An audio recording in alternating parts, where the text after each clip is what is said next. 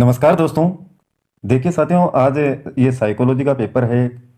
आप आराम से इसका अभ्यास कीजिएगा।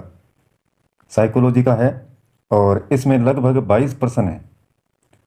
क्रम इसमें दिया नहीं गया है, कौन से प्रश्न का कितने क्रम है, जैसे एक दो, ये नहीं है। बस आप प्रश्नों को करते जाइए, वही आपके क्रमांक हैं। पेपर के लास्ट में इसके आंसर आपको दिए हुए मिलेंगे, प्रत्येक प्रश्न का। शुरुआत से आप पेपर करते जाएं और अपने आंसर एक कॉपी में लिखें और लास्ट में जो आंसर की दी हुई है उससे मिलाने कीजिएगा।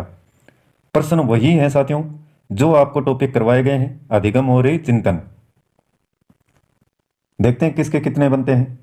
पहला प्रश्न है साथियों, खालिस्तान के अनुसार बच्चों के चिंतन के बारे में सामाजिक प्रक्रियाओं तथा सांस्कृतिक संदर्भ में प्रभाव को समझना आवश्यक है। ये किसने कहा है? लॉरेंस कोहलबर्ग ने, जीन पियाजे ने, लेव वाइगोत्स्की ने या अल्बर्ट बांडुरा ने?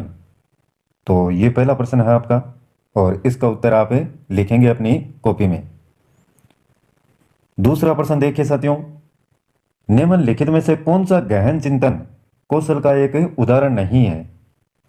गहन चिंतन कौशल का तत्काल तैयार करना, वर्गीकृत करना, लक्ष्य अनुसरण या व्याख्यात्मक? अगला प्रश्न है साथियों तीसरा, हमारी स्मृति का कौन सा हिस्सा हमारे जीवन में घटित घटनाओं का भंडार है? प्रासंगिक स्मृति, प्रक्रियात्मक स्मृति, शब्दार्थ स्मृति या घोषणात्मक स्मृति? चौथा प्रश्न है साथियों, जब बच्चे प्राप्त की गई सूचनाओं की व्याख्या करने के लिए अपने अनुभवों के आधार पर सोचते हैं तो उसे खालिस्तान कहा जाता है। क्या कहा जाता है? सृजनात्मक सोच, अमूर्त सोच, मूर्त सोच या प्रतिक्रियावादी सोच? ये नाम से, ऑप्शन की बजाय नाम से आप लिखेंगे तो ज़्यादा बेटर रहेगा। कॉपी में लिख लेना, लास्ट में मैं इनके उत्तर नाम से ही लिख दूंगा, जिससे क्रमांक का झंझट ही खत्म हो जाएगा। अब देखिए अगला प्रश्न, निम्न में से कौन सा मानसिक क्रियाओं का स्तर नहीं है? बोध, चिंतन, स्मृति या वर्णन? अगला प्रश्न, चिंतनशील सोच की चर्चा इनमें से किसने की है? डेवी ने, रोस ने, वुडवर्थ ने या ड्रेवर ने? नेक्स्ट है साथियों, आगमनात्मक तर्क के स्तरों में कौन सा शामिल नहीं है? अवलोकन, प्रयोग, सामान्यकरण या कल्पना? नेक्स्ट प्रश्न है साथियों, देखिए थोड़ा सा इसको सेट करते हैं। ये रहा अगला प्रश्न, एक बालक कक्षा में सीखे गए गणित का उपयोग किसी अन्य विषय के प्रश्न को हल करने में करता है, तो यह क्या है? अधिगम का सकारात्मक स्थानांतरण, अधिगम का शून्य स्थानांतरण, अधिगम का नकारात्मक स्थानांतरण या प्रेरणात्मक स्थानांतरण? नेक्स्ट प्रश्न है, निम्नलिखित में से कौन सा विकल्प अधिगम के संबंध में सही नहीं है? तो देखिए क्या है ये। अधिगम समायोजन है, अधिगम सिर्फ ज्ञान प्राप्ति है, अधिगम विकासात्मक है, अधिगम परिपक्वता है? नेक्स्ट प्रश्न है, निम्नलिखित में से किस कारक का सीखने पर सबसे कम प्रभाव पड़ता है? थकान, आयु, रोग या लिंग भेद का?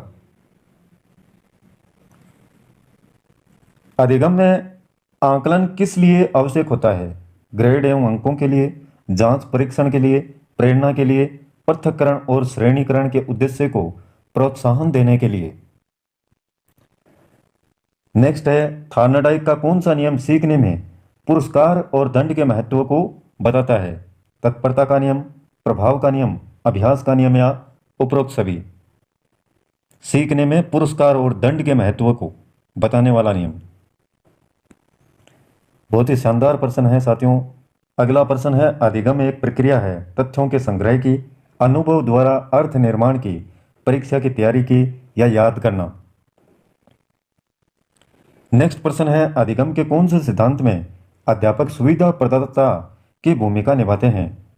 व्यवहारवादी सिद्धांत में, निर्मितवादी सिद्धांत में, संज्ञानवादी सिद्धांत में या फिर मनोविश्लेषणवादी सिद्धांत में?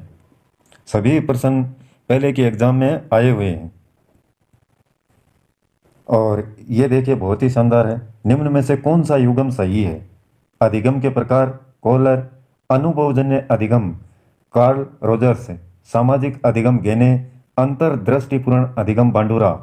इनमें से जो युगम सही है, मिलान खा रहा है, वो आपको बताना है।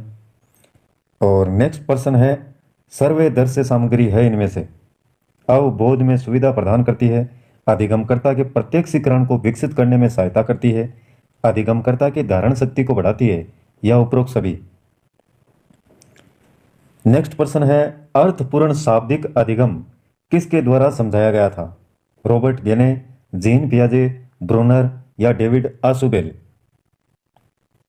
अगला प्रश्न है, अधिगम के लिए क्या आवश्यक है? स्वानुभव, स्वचिंतन, स्वक्रिया, या उपरोक्त सभी। नेक्स्ट प्रश्न रहेगा साथियों आपका ये, थोड़ा सा इसको जूम करते हैं, ये देखिए अब दिख रहा होगा। निम्नलिखित में से कौन सा कारक सीखने के अंतर्दृष्टि सिद्धांत को प्रभावित करने वाला नहीं है? बुद्धि, व्यक्तित्व, प्रत्यक्षीकरण, या अनुभव। और ये बहुत ही शानदार है, देखिए एक प्रश्न, ये सूची दी गई है फर्स्ट और सेकंड, और नीचे दिए गए कोड से आपको सही उत्तर का चयन करना है। जॉन डीवी, ए में गेस्टाल्टवाद है, टिचनर संरचनावाद, कोप का कर्तव्यवाद, वाटसन व्यवहारवाद। तो अच्छे से इनको मिलान कीजिए और फिर ये सूची देखिए, यहाँ पर सही उत्तर क्या होगा इसमें से। फर्स्ट जो ऑप्शन है इसके साथ में कौन सा मिलान खाता है वो देखिए आप, जॉन डीवी। और अब देखते हैं साथियों अगला, ये भी कोड वाला ही है, इसमें भी आपको उसी तरीके से मिलान करना है। थॉर्नडाइक, पावलोव, क्लार्क हल, कोहलर, और ये सिद्धांतों के नाम हैं। किसने कौन सा सिद्धांत दिया? आराम से देखें, कोई जल्दबाजी नहीं है, वीडियो को रोकिएगा और फिर इनको देखिएगा।